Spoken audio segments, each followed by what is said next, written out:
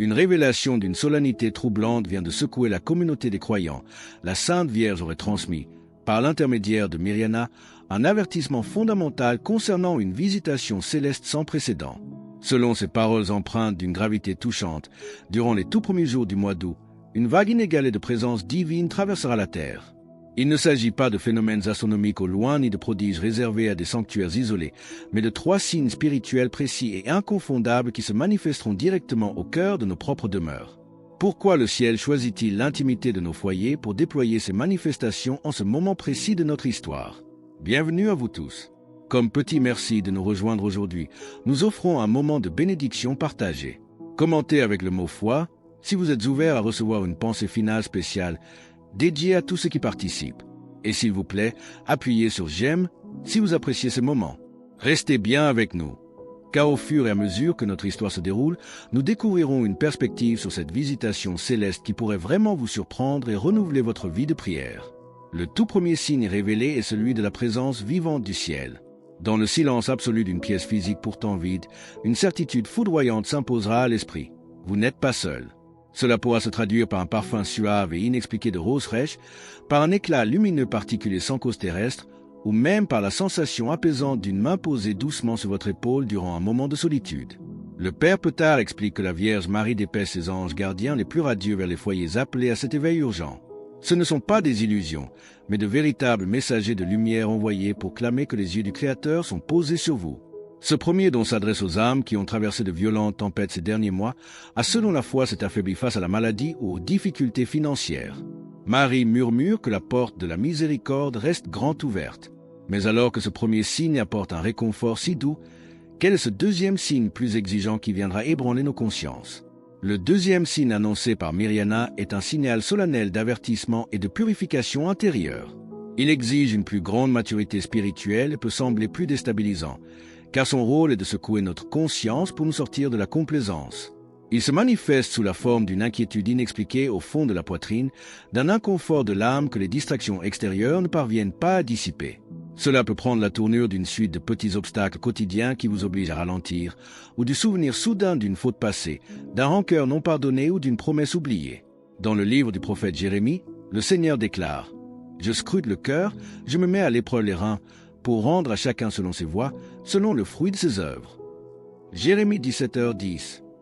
Cette vérité écriture rappelle que la purification intérieure est un acte de justice et de grâce. Le Père Petard explique que lorsque la Vierge veut nous préserver d'un danger spirituel majeur, elle commence par ébranler notre zone de confort. Nous sommes experts pour enfouir nos blessures sous le bruit quotidien et le temps passé devant les écrans, mais le ciel frappe avec une précision chirurgicale là où nous avons besoin de guérison. Si vous ressentez cette sainte inquiétude au début du mois d'août, ne cherchez pas à l'étouffer. Prenez un moment de silence, respirez profondément et demandez en toute humilité au Seigneur ce qu'il souhaite renouveler dans votre vie. C'est une invitation urgente à abandonner ce qui détruit votre paix spirituelle, à restaurer une relation familiale brisée et à remettre vos craintes entre les mains du Très-Haut. Le temps terrestre est compté et les portes de la grâce ne resteront pas indéfiniment ouvertes.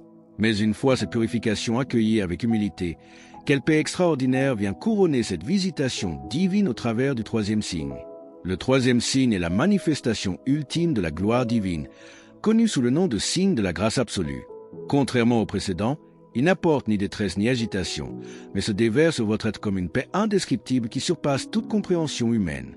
C'est une sérénité profonde et inébranlable qui surgit au beau milieu de la tempête, alors même que les circonstances extérieures ou financières ne sont pas encore résolues.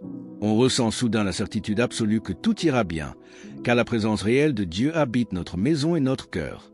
Dans l'Évangile selon Saint Jean, Jésus nous laisse ce testament réconfortant. « Je vous laisse la paix, je vous donne ma paix. Je ne vous donne pas comme le monde donne. Que votre cœur ne se trouble point et ne s'alarme point. » Jean 14h27. Cette promesse divine s'incarne pleinement dans cette troisième manifestation. Le Père Petard compare cette grâce au plus doux des embrassements maternels. Lorsque la Vierge Marie voit un enfant épuisé par les chagrins du monde, elle le prend dans ses bras, le couvre de son manteau sacré et lui murmure qu'il n'a plus à porter un fardeau aussi lourd tout seul. Si des larmes coulent au cours de ces journées bénies, ne les retenez pas. Ce ne sont pas des larmes de douleur, mais des larmes de soulagement libérateur, marquant le moment où l'âme se libère de lourdes chaînes portées depuis des années pour se donner sans réserve à l'amour Père. Cependant, ces trois signes célestes ne se manifesteront pas de la même manière pour tout le monde. La clarté des signes dépend directement de l'ouverture de notre propre cœur. Mais alors, comment pouvons-nous concrètement préparer nos demeures dès aujourd'hui pour être prêts à accueillir cette visite divine? Pour recevoir pleinement la visite du ciel, une préparation concrète et sincère est nécessaire. La première étape fondamentale consiste à aménager un espace sacré de silence et de réflexion au sein de votre foyer.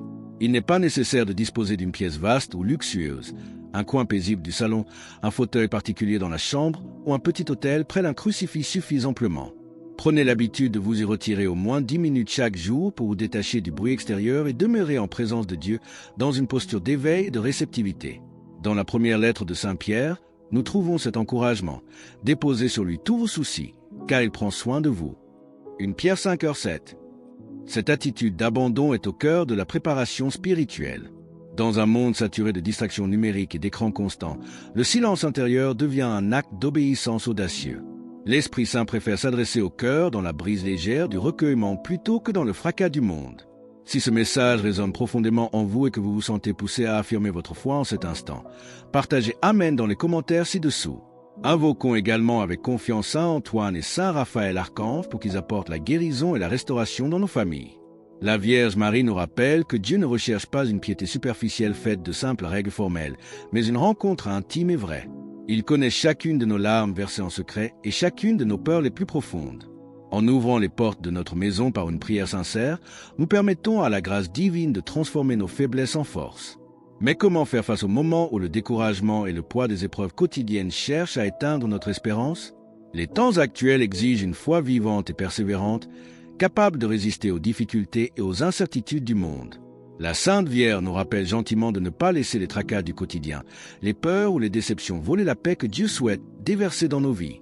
Il ne suffit pas de professer sa foi du bout des lèvres. Le ciel attend de nous une conversion sincère, visible dans nos choix, nos actes et notre capacité à pardonner. Tout ce qui appartient à ce monde, la richesse, la renommée et le pouvoir, s'évanouit rapidement. Mais la parole de Dieu demeure éternellement. Dans l'Évangile selon saint Matthieu, Jésus avertit ses disciples. Cherchez d'abord le royaume et la justice de Dieu, et toutes ces choses vous seront données par-dessus. Matthieu 6h33. Bâtir sa vie sur le Christ, c'est s'assurer de reposer sur le seul roc inébranlable.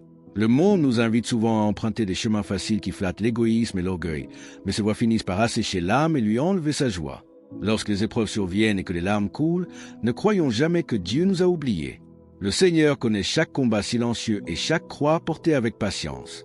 Aucune souffrance offerte avec foi n'est vaine aux yeux du Père, même si sa providence agit souvent dans le silence. Inspirons-nous de l'exemple des saints qui nous ont précédés, comme saint Antoine, dont l'humilité et la charité continuent d'éclairer notre chemin. En cultivant une atmosphère de respect, de dialogue et de prière en famille, nous fermons la porte aux divisions et ouvrons grand notre cœur à la grâce. Mais quelle posture devons-nous adopter lorsque le doute ou la lassitude cherchent à paralyser notre marche vers le ciel? Rester fidèle à l'Évangile demande du courage, surtout lorsque la fatigue se fait sentir et que les réponses aux prières semblent se faire attendre. La Vierge Marie nous exhorte à ne pas baisser les bras face aux épreuves de la vie. La véritable espérance chrétienne ne naît pas de l'absence de souffrance, mais de la certitude inébranlable que le Seigneur marche à nos côtés à chaque étape de notre pèlerinage. Lorsque nous restons unis au Christ, aucune tempête ne peut détruire la paix intérieure qu'il a déposée dans notre âme.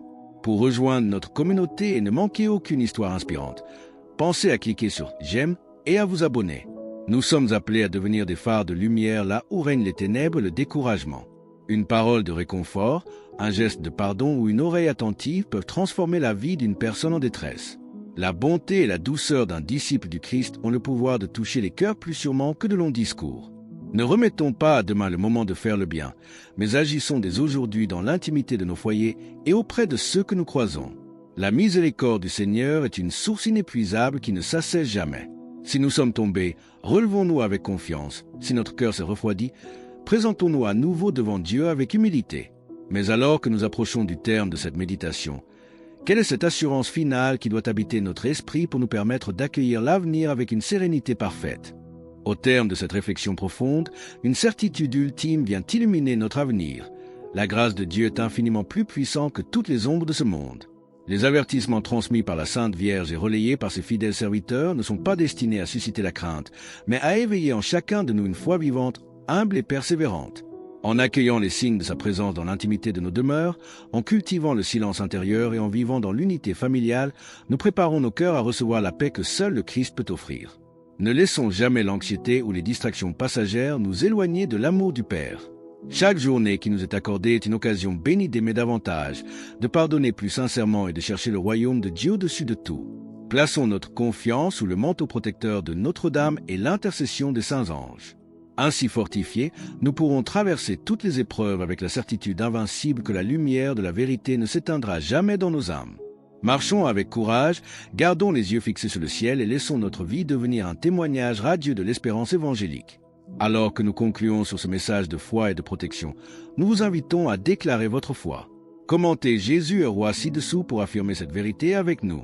Et votre parcours ne doit pas s'arrêter ici. Cliquez sur la vidéo qui apparaît maintenant sur votre écran pour un autre message puissant que nous avons préparé pour vous.